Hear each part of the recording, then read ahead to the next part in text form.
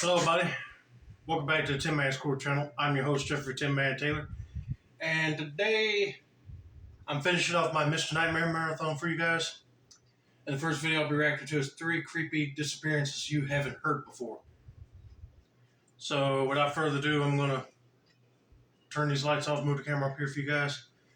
And let's get this reaction on the road in the bag, shall we? Alright, here we go.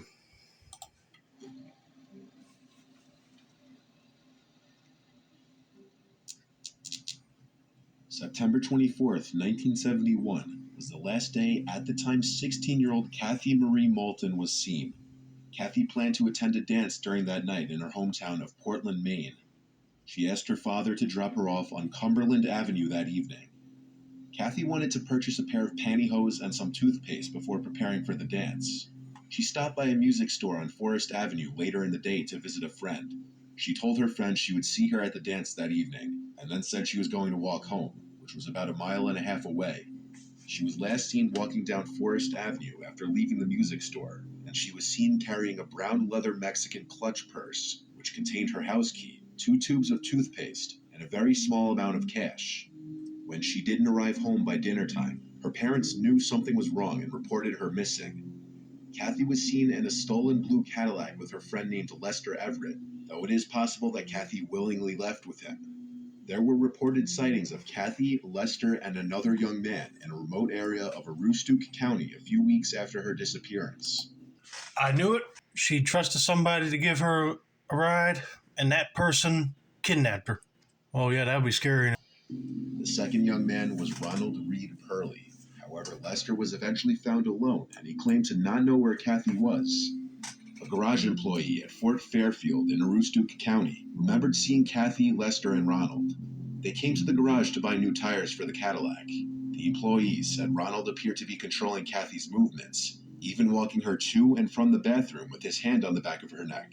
Across the border on the Tobique Reserve, witnesses said they saw Lester and Kathy for a few days in September 1971, before the two went to a farm in the Mars Hill area of Aroostook County where they started working on a potato field at McBride's farm. Kathy was completely distrusting of Lester and continually begged to go back home to Portland, which he refused. Kathy befriended a teenage girl who worked on the fields. The girl said Kathy was nervous about her parents being upset with her, and that they were probably looking for her.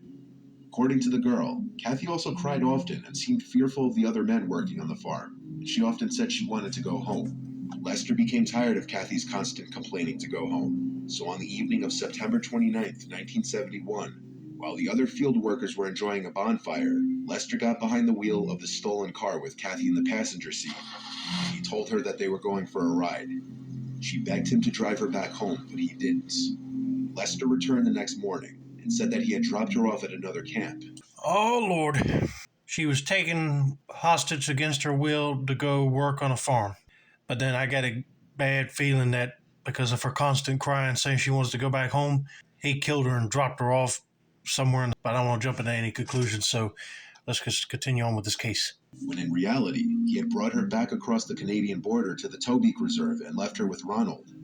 At the end of the potato harvest, Lester and a few others left for Florida to pick oranges. He never returned to Maine, and when questioned, he said he did not know what happened to Kathy. Lester died of cancer in the mid-1980s, at the age of 35.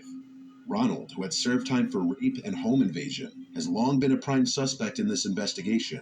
He has refused to cooperate with police, even when he was offered immunity from prosecution if he would provide details as to what happened to Kathy. Investigators have considered the possibility that Kathy was killed by Lester and that he left her body in the woods of Aroostook County. But this theory is unlikely, since some of Ronald's relatives would later verify the fact that Lester had dropped her off at their home, and they would claim that one of their relatives had harmed her. It's unknown if this is what happened.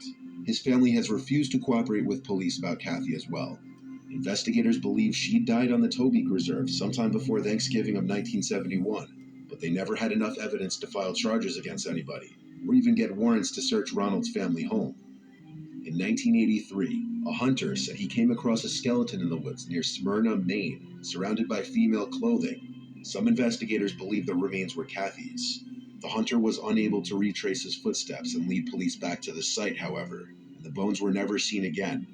Kathy was a junior at Deering High School at the time of her disappearance, and her peers said she seemed like a happy girl with no reason to run away from home. Her father died in 2017, but her mother is still alive and continues to hope for a resolution in her case. Maybe Lester did not kill her and dropped her off at this guy Ronald's place, since the family verified it. But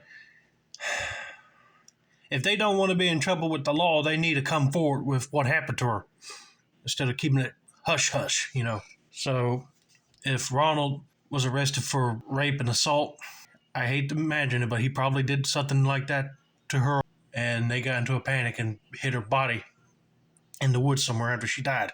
That is just sickening. Man, I hope they do find her remains and give her a proper burial, just so that her mother and family could get the proper peace that they deserve. All right, let's get on to case number 2. Mary Virginia Carpenter was a 21-year-old girl from Texarkana, Texas, who went missing in Denton in the summer of 1948. She was last seen by a taxi driver around 9:30 p.m. on Tuesday, June 1st, 1948. She left her home in Texarkana and took a train to Denton, 6 hours away. At the station, she took a taxi to the Texas Women's University, where she was planning to complete a summer term. She transferred from the University of Arkansas after she decided she wanted to enter a different career field. Mary first enrolled in the Texas Women's University during the 1945 to 1946 school year, and then took a break from school to help her mother who had fallen ill and to save money. Mary once again enrolled in the school for the 1948 summer term, where she planned to begin training as a laboratory technician in the autumn, but she disappeared just before the summer term began. The cab driver who had seen her last, Edgar Ray Zachary, later stated he stopped in front of Brackenridge Hall, a building on campus, at 9 p.m., and Mary gave him a ticket for her trunk and paid him $1 so he would pick it up for her from the train station the next day. Edgar stated that after she got out of the taxi, Mary approached 2 young men standing near a yellow convertible that he believed to be a Pontiac. Edgar stated that one of the men were tall and the other one was chunky. Mary approached the men as if she knew them and began to speak to them, and Edgar, assuming they were just her friends, drove away. Yeah, you would assume that they were her friends. They lured her with the innocence of the friendship, but then they might have turned on her and kidnapped her. She never checked into her dorm in Brackenridge Hall and was never seen or heard from again after this moment. Some of Mary's former boyfriends stated she became infatuated easily and speculated that she ran away with a lover, but her family did not believe that she would leave without telling them, as Mary was very close with her family and it would just be completely out of character. She had previously been engaged, but broke off the relationship just weeks prior to the wedding. Police zeroed in on her boyfriend Kenny Branham and the cab driver Edgar. Kenny passed the polygraph tests and insisted that Mary would have no reason to run away. She didn't have a lover coaxing her to run off, no jealous exes, no wishes to leave her life behind. Kenny was also the first to report Mary missing to her mother, making his involvement unlikely. On top of that, Mary was looking forward to starting her semester at college. This led investigators to conclude that she had been taken.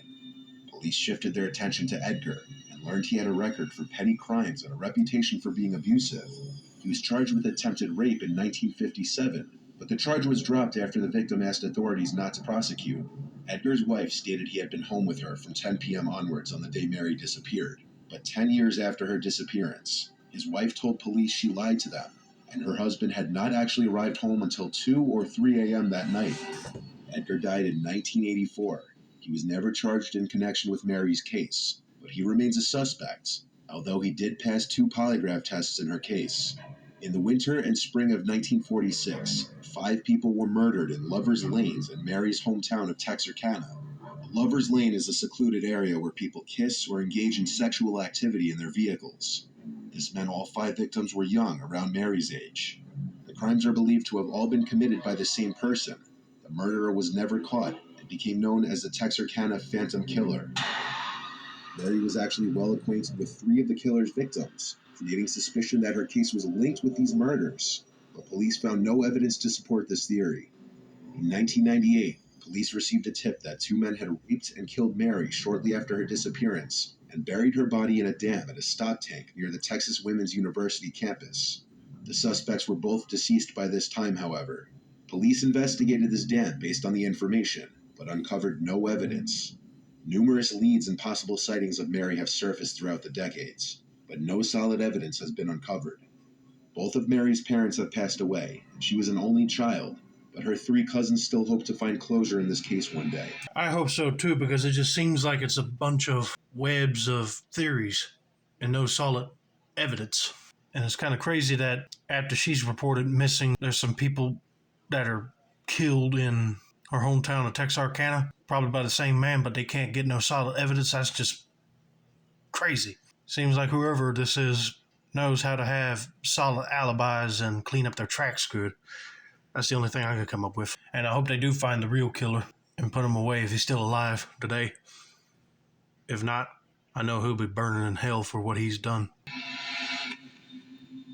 Like Mary, Army veteran Alvin Matlock was also 21 years old at the time that he went missing in the spring of 1951.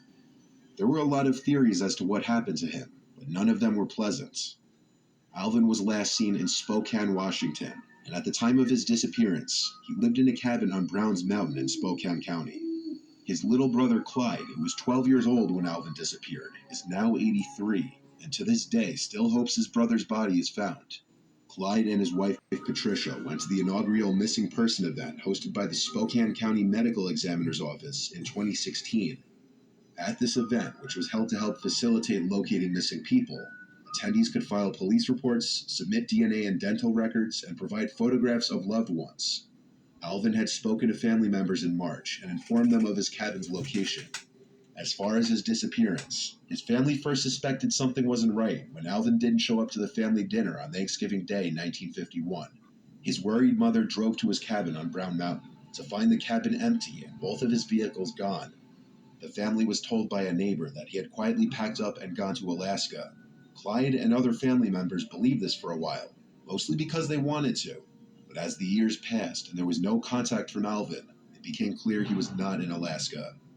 The story going around was that Alvin was having an affair with a married woman and had got into a fight with the woman's husband when he found out about what was going on.